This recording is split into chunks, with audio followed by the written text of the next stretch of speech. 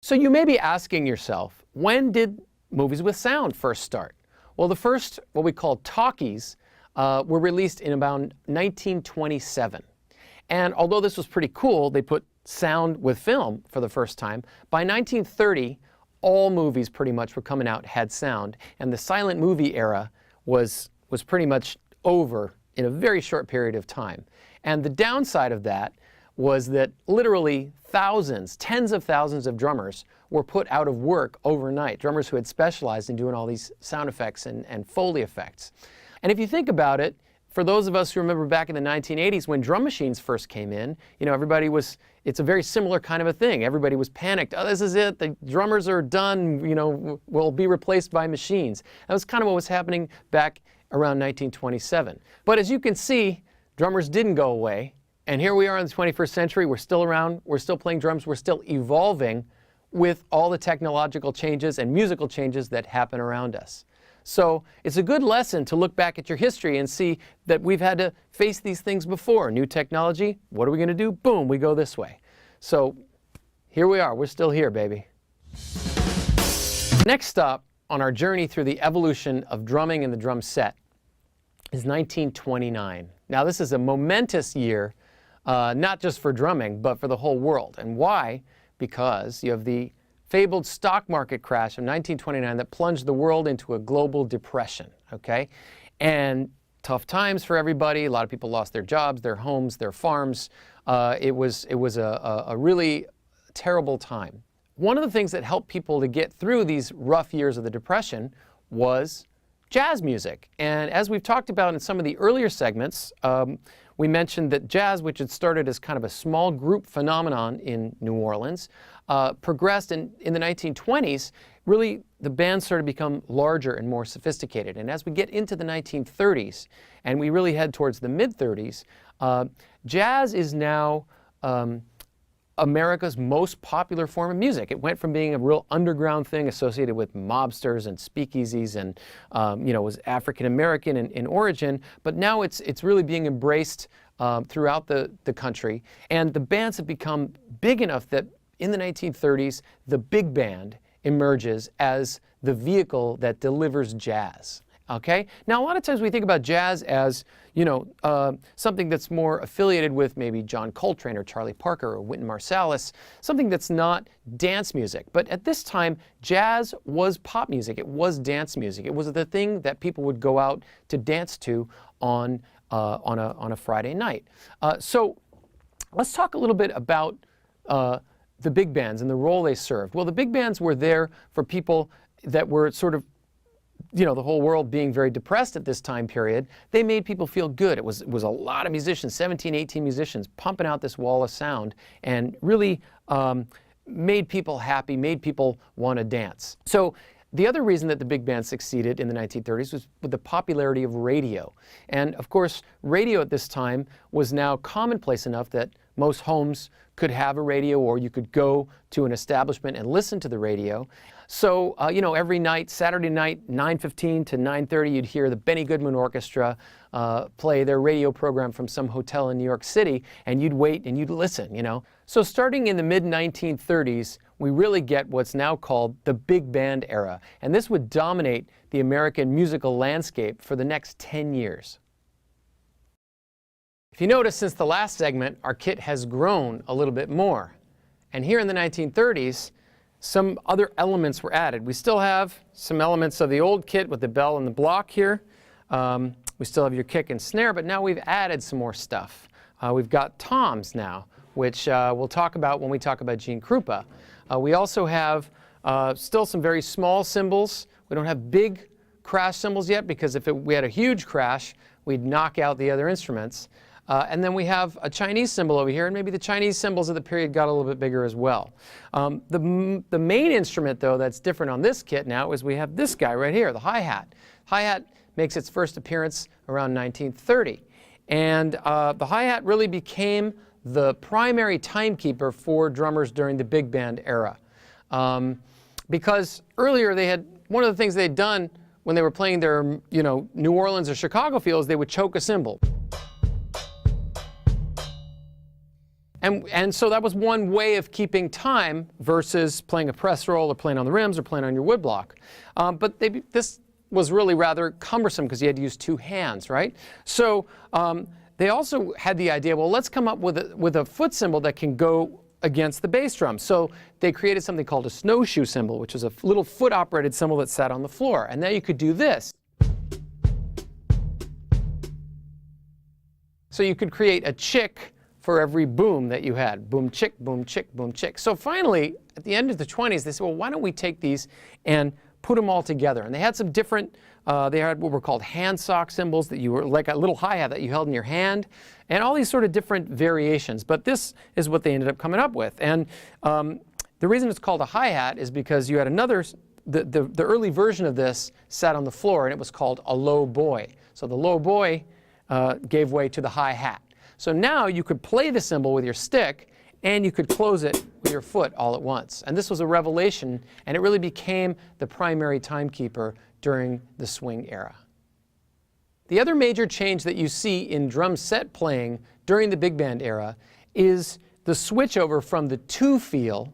Remember, at the very beginning of our series, we talked about how drum set playing was based on marching. So you had this very heavy boom, boom, boom, boom, 1, 2, 3, 4, 1, 2, 3, 1, right? So the kick was always 1, 3, 1, 3. So one of the big advancements in playing during the 1930s, during the swing era, was this gradual evolution to the idea of playing always 4 to the bar, dum, dum, dum, dum, dum, dum, dum, on the bass drum. So now you get this hi-hat going, and you get this 4 to the bar bass drum, you get this very nice sound.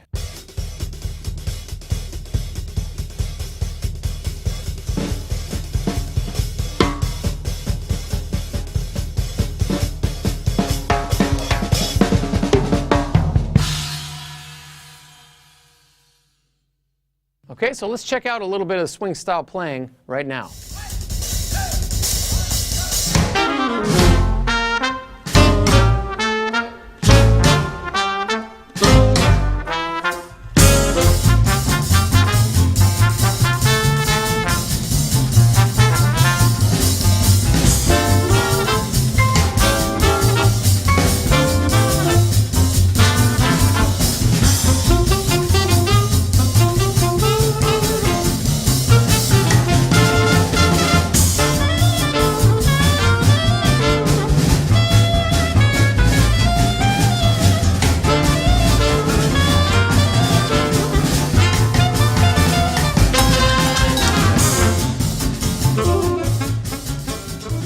In our last segment, we focused on the big band and talked about how in the mid-1930s, the big band kind of rose to prominence as the most dominant kind of pop music sound in the country.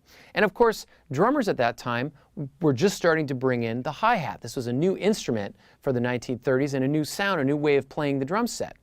And we can't really talk about the big band era unless we talk about Gene Krupa. And maybe some of you out there have heard of Gene Krupa, but he's probably one of the most important names in drumming, period, that we could talk about out of anybody. Because without Gene Krupa, we really wouldn't have the drum stars of today that we do, and we may not have the drum soloing today that we normally have come to expect. And Gene Krupa really was the first true star of the drums. There had been drummers before him that had been well known or that were maybe had done some flashy kind of solo-y stuff. But Gene Krupa really was the guy that took the drummer from being the timekeeper in the back of the band and brought him forward so that he was as much a part of the band, or she I should say, as much a part of the band as anybody else, as every other instrument.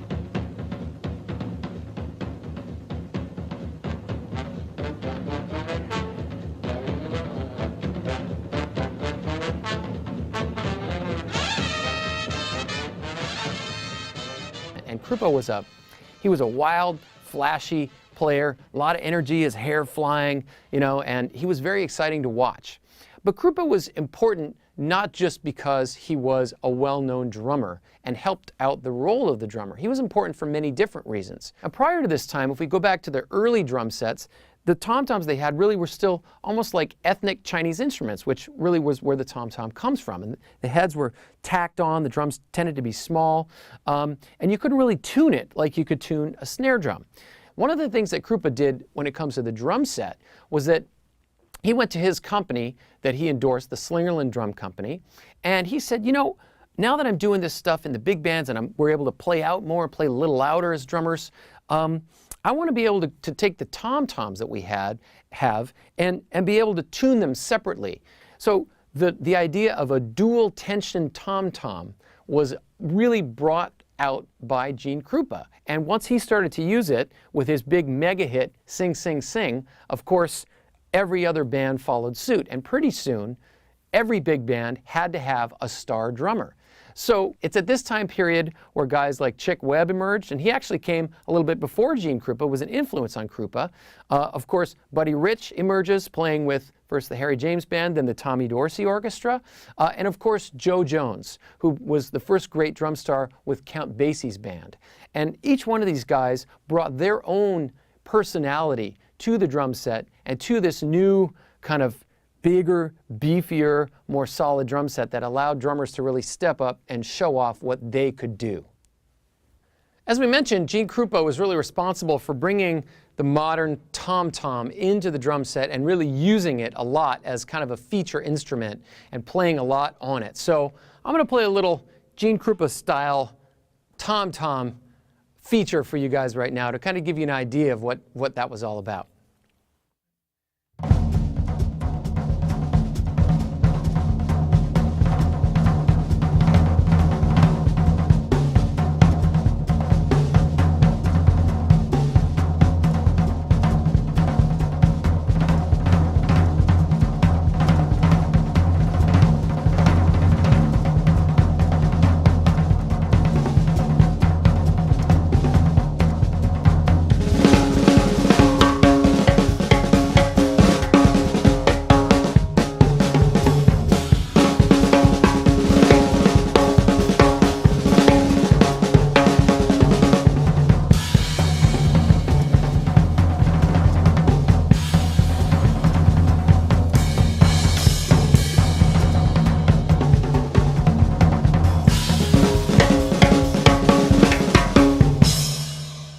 So the next stop on our journey through the evolution of the drum set history, drum set playing, is the year 1941.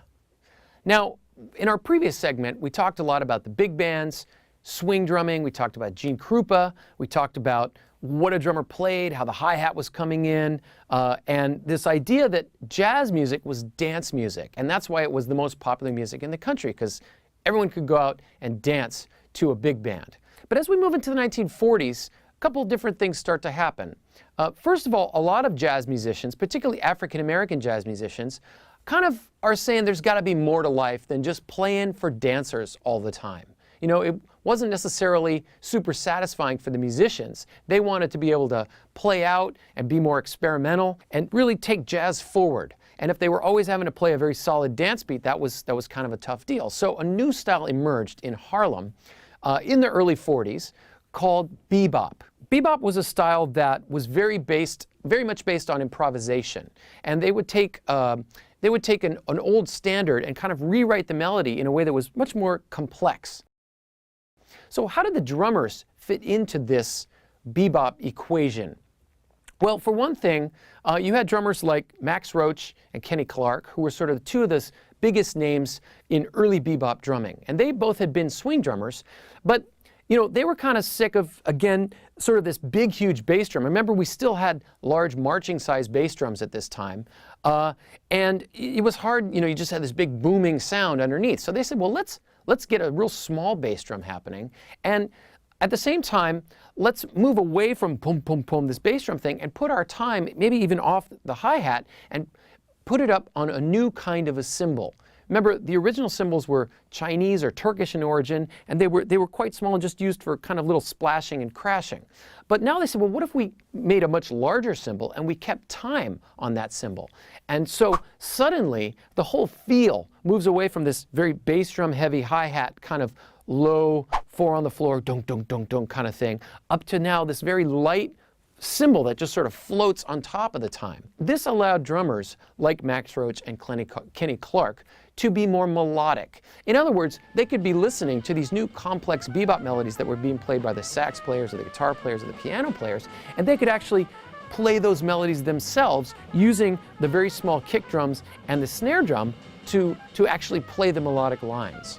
So this is what the sound of bebop was, and as we move into the 40s and the 50s now, the idea of what jazz music is becomes more allied with bebop. And bebop moves away from being a dance music and really becomes its own art form.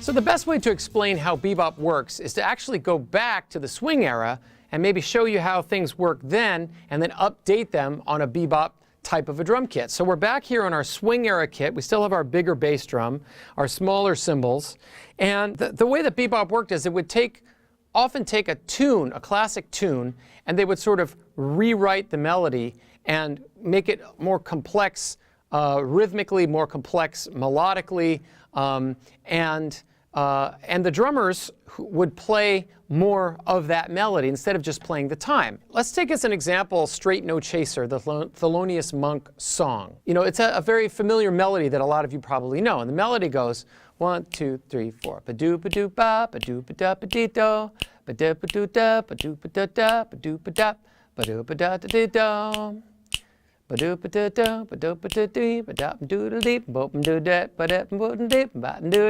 Right?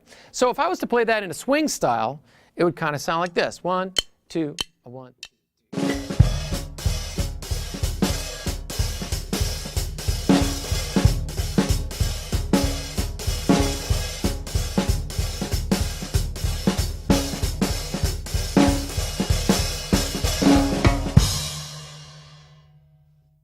Okay, so still sticking with kind of a 4 on the floor feel underneath for the dance feel, and we're catching a little bit of the melody, but not so much. So now, voila, we've magically changed drum kits, and we have more of a bebop kind of a drum kit. Again, notice now we've gone down from a 22 to a 20-inch diameter. Our ride cymbals are bigger. This is a 20-inch ride and a 22. An 18-inch that could be used as a ride or a crash. And we got a tight, cranked up snare drum. So now I'm going to play the same Straight No Chaser melody for you, but in more of a bop scenario. So here we go on that. 1, 2, 2, 3.